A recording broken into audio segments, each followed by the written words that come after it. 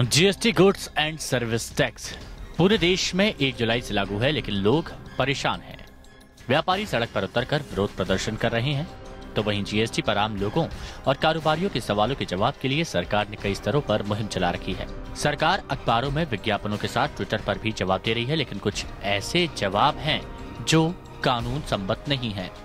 Helpline number पर phone करने पर आधे घंटे तक कॉल होल्ड रखना पड़ता है। कंज्यूमर मिनिस्ट्री ने बुधवार को हेल्पलाइन नंबर के लिए लाइन की तादाद 14 से बढ़ाकर 60 करने का ऐलान किया। जीएसटी को लेकर लोग कई तरह के सवाल पूछ रहे हैं। जैसे एक ने पूछा कि सोयाबीन पर 5%, जबकि इसकी खली पर 0% टैक्स है। क्या सॉल्वेंट प्लांट को सोयाबीन पर चुकाए गए ज्यादा टैक्स का रिफंड मिलेगा? इस पर सरकार ने जवाब दिया कि सॉल्वेंट प्लांट ने सोयाबीन पर जो टैक्स चुकाया है उसका वो रिफंड क्लेम कर सकती है। वहीं कानून में प्रावधान है कि रिफंड तभी मिलेगा जब इनपुट रेट आउटपुट रेट से ज्यादा हो। वहीं एक सवाल ये भी पूछा गया कि जॉब वर्कर के लिए रजिस्ट्रेशन जरूरी है, क्या वो कंपोजिशन स्कीम का विकल्प चुन सकते हैं? इस सवाल का सरकार ने जवाब दिया कि 20 लाख से ज्यादा के सप्लायर के लिए रजिस्ट्रेशन जरूरी है।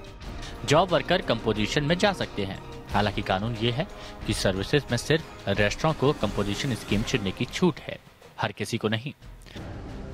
कंपोजिशन को लेकर एक ने यह भी पूछा कि कंपोजिशन स्कीम में 1% टैक्स पूरी बिक्री पर लगेगा या सिर्फ टैक्सेबल वस्तुओं की बिक्री पर।